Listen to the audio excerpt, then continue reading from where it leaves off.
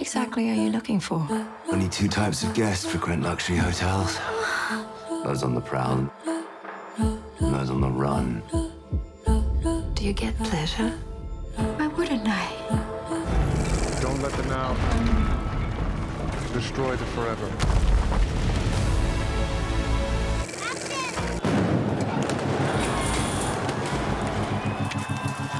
ونيا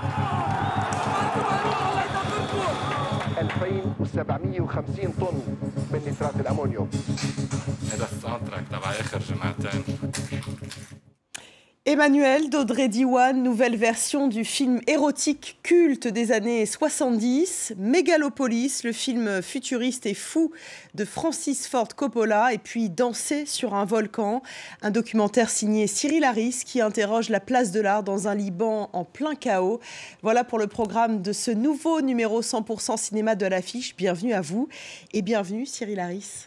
Bonjour. Merci de venir nous voir dans À l'affiche. Vous signez donc le documentaire Danser sur un volcan, récit d'un tournage dantesque au cœur de Beyrouth, en plein chaos après les terribles explosions dans le port de Beyrouth. C'était en 2020, un documentaire qui résonne beaucoup avec l'actualité et les frappes israéliennes dans le sud du pays. En tant que cinéaste et citoyen libanais, comment vivez-vous cette situation géopolitique et politique que certains jugent désespérée ? Bon, évidemment, c'est très compliqué, mais au Liban, on est plus ou moins, malheureusement, on est habitué aux crises, aux tragédies, que ce soit la guerre civile ou bien les guerres entre le Hezbollah et Israël, les conflits internes. C'est un peu tous ces conflits régionaux, tous ces pouvoirs régionaux, l'Iran, l'Israël, les Américains, qui se font un peu la guerre sur le sol libanais. Donc là, ça fait quand même un an qu'on nous menace d'une guerre étendue sur le territoire. Et donc voilà, cette semaine, tout ça s'est concrétisé. Les bombardements vraiment englobent tout le territoire libanais. Et c'est vraiment avec beaucoup de tristesse que je suis ici, mais qu'on pense à toutes les victimes au Liban.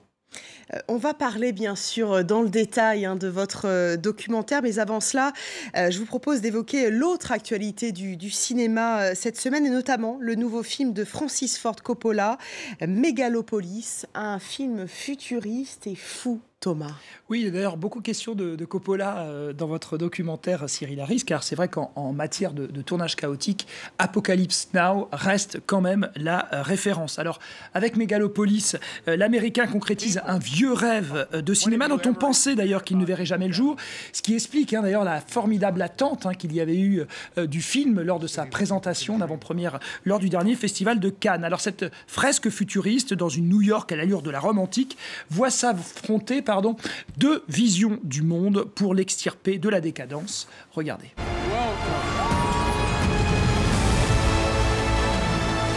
Is this society? Is this way we're living?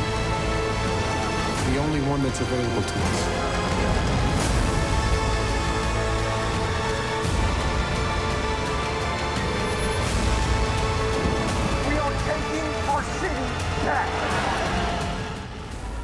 Thomas, le film a été présenté au dernier festival de Cannes et le moins que l'on puisse dire, c'est qu'il avait reçu un accueil plutôt tiède de la part de la critique. Oui, et c'est intéressant de voir, de comparer l'accueil d'un public toujours cannois, toujours vraiment prompt en surchauffe, qui tel un empereur romain valide ou invalide un film, et puis de voir que ces mêmes critiques, 4 mois plus tard, pas changer complètement d'avis sur la question, mais d'être un peu plus mesuré. C'est vrai qu'il faut dire qu'entre-temps, Coppola s'est abondamment expliqué sur ses intentions. Il l'a même fait sur les antennes de France 24. Coppola, à longueur d'interview, assume pleinement en fait ses choix esthétiques, moraux, narratifs et intellectuels. Et c'est vrai qu'à 85 ans, eh bien, le parrain du cinéma apparaît imperméable à toute critique. Ça, à limite, on peut lui souligner. Alors oui, c'est boursouflé. C'est souvent indigeste, scénaristiquement très ampoulé, c'est vrai. Et pourtant, le geste ne manque pas d'audace. Alors c'est vrai que, comme pour paraphraser le titre d'un film, si Dieu vomit les tièdes, eh bien Coppola n'a rien d'impeureux. Il se substitue même ici à Dieu lui-même. Et rien que pour ça, eh bien, on se doit de l'écouter. Allez, on passe à l'autre événement cette semaine. Emmanuel d'Audrey Diwan, 50 ans après le film érotico-sulfureux de Juste Jacquin et son délirant succès, eh bien, la réalisatrice de l'événement, Audrey Diwan, donc, propose sa propre lecture de ce roman érotique. Noémie Merlan, elle, reprend le rôle jadis tenu par Sylvia Christel. Regardez, on en parle juste après. Desire ebbs and flows. It evolves. It wears off too.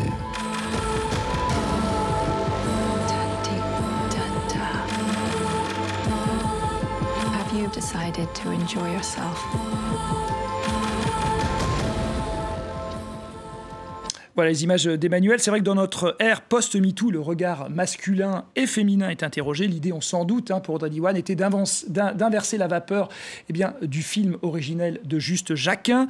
Elle reprend d'ailleurs les thèmes du film. C'est bien le désir féminin qui est ausculté ici. On voit Noémie Merlan, la nouvelle Emmanuel, et Sylvia Christel. À l'époque, voilà l'itinéraire d'une femme, on l'aura compris, à l'assaut de ses désirs, ici dans un hôtel hongkongais. Alors c'est vrai que veut véritablement Emmanuel? C'est un peu toute la question qu'on se pose dans ce film. Un film qui reste finalement comme le personnage, assez insondable. C'est un film qui avance volontairement dans une ambiance climatisée, traduit les errances d'une époque. C'est comme ça que je l'ai ressenti. Fatigué. Voilà, aussi intriguant que distant donc.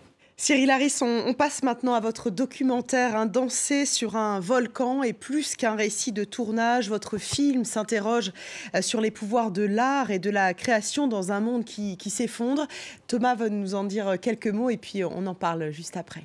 Tout débute le 4 août 2020. 2 explosions dans le port de Beyrouth vont ravager et sidérer complètement la ville. Alors ce drame est ici vécu à travers les dilemmes d'une équipe de tournage qui se demande s'il est possible de débuter un tournage d'une fiction, évidemment dans ces conditions chaotiques. Cyril Haris, vous avez alors décidé de prendre votre caméra et d'accompagner l'équipe et de suivre leur combat pour continuer tout simplement à vivre, à penser et créer au milieu des décombres. On voit d'ailleurs les décombres ici aux images. On regarde un extrait et on en parle juste après avec vous après.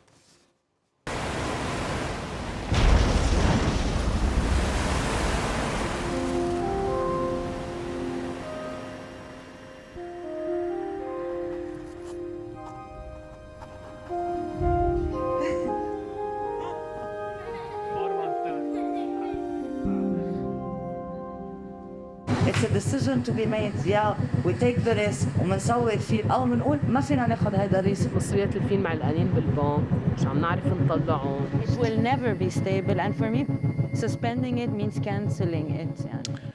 Voilà, Cyril Haris, d'abord un mot sur votre parcours. Vous êtes né à Beyrouth en 1987 et vous avez étudié les beaux-arts aux États-Unis et déjà signé des courts-métrages et un long-métrage documentaire s'appelait La Balançoire. Alors, Danser sur un volcan est donc votre deuxième long-métrage. Juste une question simple, où étiez-vous physiquement ce 4 août 2020 quand les réserves de nitrate d'ammonium du port de Beyrouth ont explosé? J'étais à Beyrouth, j'étais en voiture. En fait, je me dirigeais vers la boîte de production, à bout de production, où toute l'équipe était réunie, parce que en fait, on venait d'avoir le feu vert pour démarrer la pré-production de Costa Brava La Badante, qui était un film qui a été repoussé plusieurs fois à cause de la panoplie de crises qui touchait Beyrouth, donc vraiment l'effondrement du système économique, l'effondrement des banques, l'infrastructure, vraiment un pays complètement en chaos. Et finalement, on a eu le feu vert. Après peut-être 18 mois. Et c'est là qu'au deuxième jour de la pré-production, le port a sauté, les bureaux ont sauté, les membres de l'équipe sont entrés à l'hôpital, ils étaient blessés.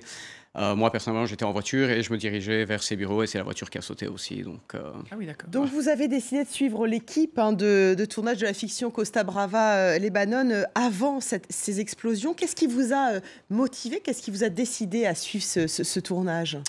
À la base, en fait, non, je n'avais pas vraiment l'intention, ce n'était pas vraiment prémédité de suivre l'équipe de Mounia et Joe et enfin l'équipe de Costa Brava Liban. Mais c'est le 4 août qui a tout commencé. Donc c'est au lendemain du 4 août, découvrir ce Beyrouth complètement défiguré, détruit pour une énième fois. Et se lancer un peu sur cet élan ou cet instinct de documentariste de capter cette émotion de confusion, de chaos total qui était vraiment palpable dans l'air. Et c'est là que j'ai décidé de filmer tout ça. Et je me suis posé la question, mais vraiment, quel est le rôle de l'artiste ou du cinéaste dans cette dystopie-là? Et j'ai vu que l'équipe de Mounia et Myriam se posaient un peu la même question. Qu'est-ce qu'on fait avec notre film? Est-ce qu'on continue à aller de l'avant? Quelle est la valeur du film dans une société qui s'écroule? J'ai vu qu'on se posait un peu la même question et donc j'ai pointé ma caméra vers eux. Vu que j'avais un peu cette narration qui se développait, ils vont faire le film ou ils vont pas le faire, ils vont pas le faire, quels seront les obstacles qu'ils vont devoir surmonter. Et à travers eux, en fait, j'ai utilisé leur histoire comme une sorte de microcosme qui puisse parler de tout un Beyrouth qui essaye de se relever, qui essaye de de se reconstruire après ce trauma collectif national. Et vous n'avez pas le sentiment d'être un peu un intrus au sein de cette équipe et de vous nourrir presque de tout ça? Parce qu'il y a les explosions, on en a parlé, mais il y a aussi la crise du Covid qui perturbe le tournage. Il y a des inondations, le survol par l'armée israélienne des lieux de tournage. Vous êtes toujours senti à votre place? Ben, en fait, je suis le monteur du film Costa Brava la Banane, donc je fais partie de cette équipe. Je suis très proche en fait de l'équipe parce que ça fait une dizaine d'années qu'on sent que votre caméra est totalement à l'intérieur du film, totalement acceptée par les protagonistes. Oui, effectivement, vu que j'ai un peu cette relation privilégiée avec eux, j'avais accès, pas seulement à leur moment de force et de persévérance et de résilience, mais surtout à leur moment de faiblesse, à leurs doutes et à leurs peurs. Et c'est ça vraiment qui m'intéressait le plus parce que ça rend les personnages très nuancés. Et puis, je sens qu'en fait, à travers eux, on peut vraiment se plonger dans l'état d'esprit du Béroutin qui essaye de se battre et qui ose encore rêver au lendemain de l'explosion. Une dernière, juste petite question. Pourquoi avoir attendu 3 ans, puisque le film de Costa Brava la Banane est sorti en 2021, pour le sortir? Oui, alors en fait, j'ai tourné en 2020 et en 2021, donc j'ai vraiment un peu pris mon temps pour tourner, pour voir un peu comment Beyrouth évoluait, comment Beyrouth s'empirait plutôt durant cette année. Et bon, ensuite, le temps de rentrer en montage et de construire cette histoire et de suivre un peu l'évolution des personnages et leurs perspectives après, avec un peu de recul. Donc tout ça, ça prend un peu de temps et ça fait quand même 1 an et quelques qu'on fait les festivals et que là, finalement, on a la chance d'être diffusé dans les salles en France. Eh bien, merci beaucoup Cyril Haris d'être venu nous voir dans À l'affiche. Merci Thomas, on se dit à la semaine prochaine. Merci à vous de votre fidélité. On se quitte avec un autre extrait de votre documentaire Cyril Haris, Danser sur un volcan, ou comment l'art trouve sa place dans le chaos grâce à une incroyable résilience. Je vous dis à très vite sur France 24. How many bad news can you get in one day? Je trouve que le cumul de drames peut donner naissance à quelque chose d'extraordinaire.